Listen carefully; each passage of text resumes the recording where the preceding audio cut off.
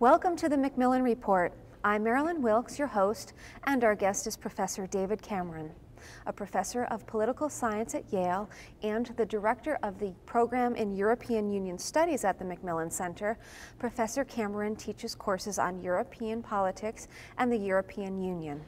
He has written extensively about the impact of trade openness on government and, with respect to the EU, about the initiative to complete the internal market, the operation of the European monetary system, and the enlargement of the EU. Professor Cameron joins us today to talk about the EU and the European economics crisis. Welcome, Professor Cameron. Thank you, Marilyn. It's good to be here. So, let's do a little crash course in EU 101. What is the European Union? Okay, the European Union is a union of states. There are now 27 states. It began with France, Germany, Italy, Belgium, Netherlands, and Luxembourg back in 1952 in the coal and steel community. And over the years, it's expanded its functions and it's expanded its membership so that now it's 27 states. And probably within a decade or so, there'll be 33, 34, 35 states. So it's a very large organization.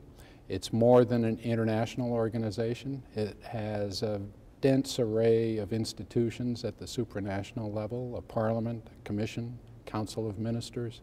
So it's a unique entity. Mm-hmm. Like the United States, Europe is facing a pretty bleak economic forecast. How does what the EU is facing similar or dissimilar to what the United States is going through? It's facing the same crisis. It's a global crisis. It's a global financial crisis, and it's having a very severe effect in Europe. There's a very large contraction going on in Europe, increase in unemployment as here.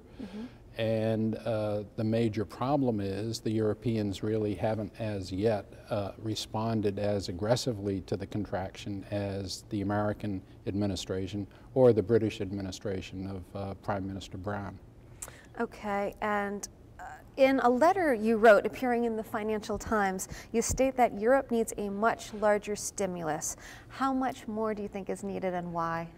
Well, in November, back in November, the European Commission, which is the technical civil service of the European Union, drafted a plan for a stimulus of 200 billion euros, which would be about 1.5% of GDP.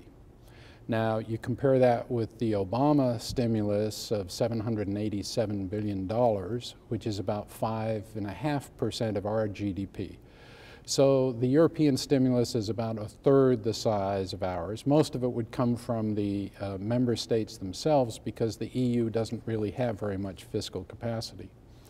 Now that was agreed in December, but I think it's the case, and I think most observers, including the IMF, the OECD, and the European Union staff itself, realize that the contraction is getting worse and worse. And the Europeans have been reluctant to go any further than they have gone as of December. So they are in a situation where they are not doing what they could be doing and what I think they should be doing, but I'm just one voice of many who've been saying this. The Obama administration and the IMF have been arguing for a much larger stimulus in the EU, and there's a great deal of reluctance, unfortunately, to do that. The cost is the contraction will go on longer, it'll be deeper, they'll be later to recover, and the unemployment rate will be higher as a result. Why do you think they rejected the greater stimulus?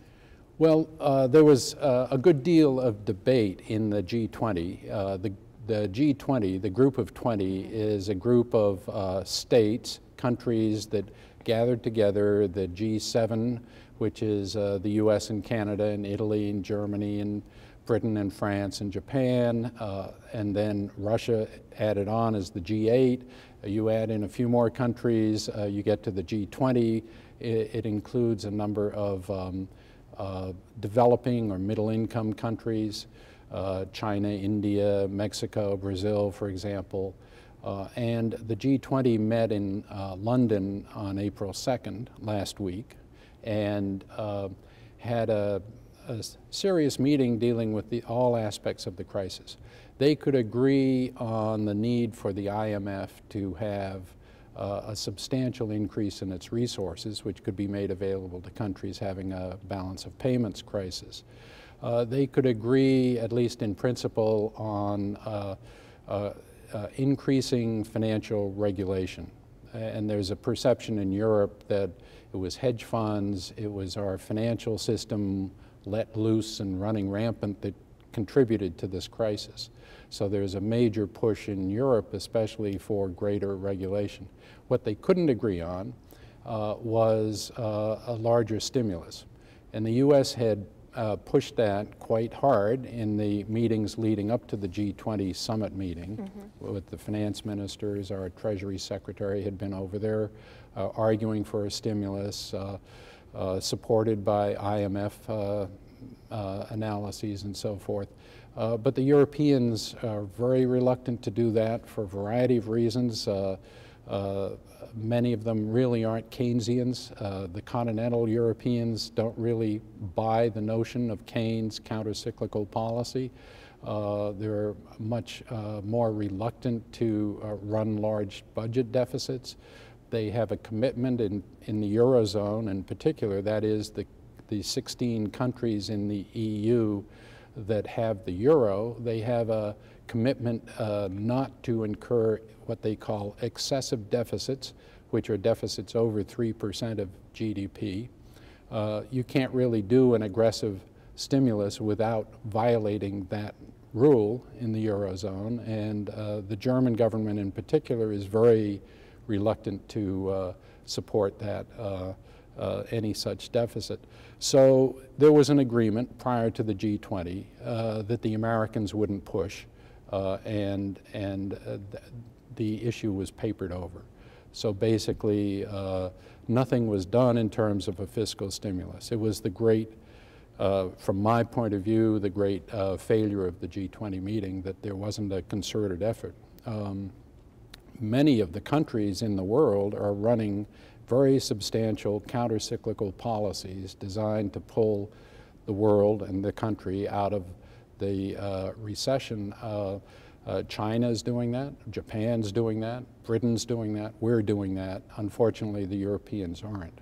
And who that hurts especially, I think, are some of the Europeans themselves, in particular the countries of Central and Eastern Europe, which depend on demand in markets in Western Europe for the sale of their goods. And they're being hurt and suffering greatly. Several of the countries, Latvia, Hungary, now Romania, are about to have to go, two of them have gone, and Romania is soon to go to the IMF for a substantial package of emergency funding, which is a signal of the extent to which their economies have deteriorated. So the issue is still on the table. My sense is the Europeans will meet in the European Council, which is the group of leaders, of heads of state and government of the EU, the 27 leaders, will meet again in June. They met in March and decided not to do anything. They'll meet again in June to assess their December recovery plan, and my suspicion is they will realize, as the OECD pointed out last week, that the contraction is much more severe than people thought it would be. It's getting worse. Europe probably right now, as of the end of the first quarter, has 16 or 17 or 18 countries in a recession simultaneously. We've never had such a broad, continent-wide, synchronized recession. And my sense is the Europeans will realize and come to the realization that they have to do something. So you've painted a pretty bleak picture. So moving forward, do you, what do you think will happen? Well, I think the Europeans will, I think some of the Europeans are doing a good job.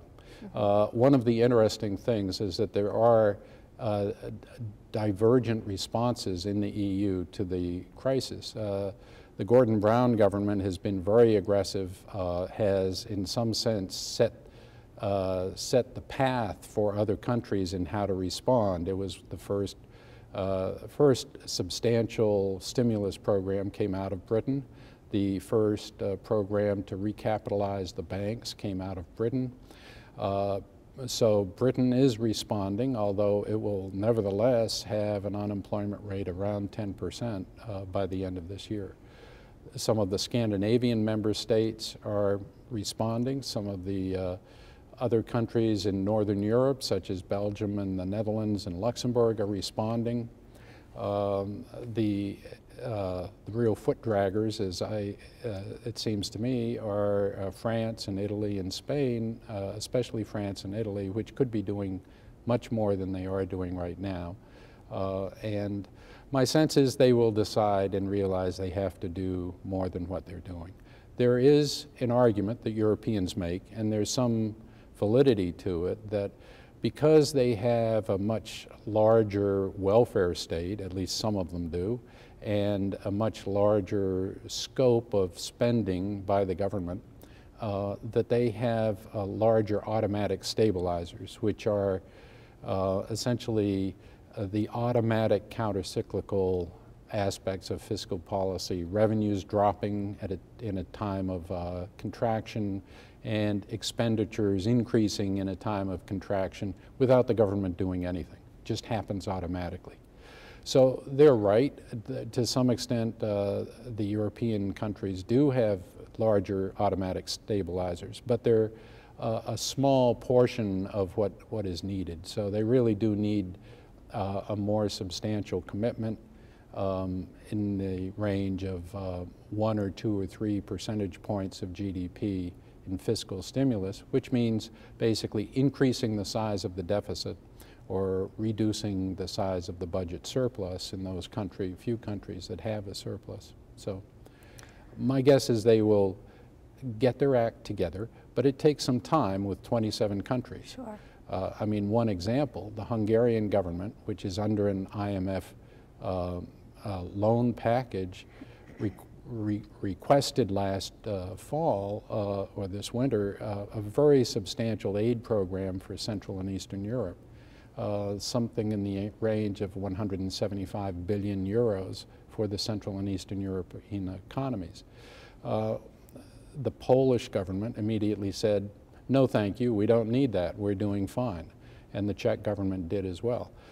There are problems in the EU because of its size, its diversity, that makes it very difficult for them to agree on anything, and it takes longer for them to do anything than, say, an American government or a British government. Sure. And that's part of the reason. So unfortunately, the Europeans will suffer as a result. Well, hopefully things will turn around sooner rather than later. Thank you very much for being with us here today and sharing some of your thoughts on the EU and the ongoing financial crisis. Thank you. For more information about Professor Cameron and his work, please visit our website at yale.edu/Macmillan Report. Be sure to join us again for another episode of the Macmillan Report, made possible through funding from the Whitney and Betty Macmillan Center for International and Area Studies at Yale.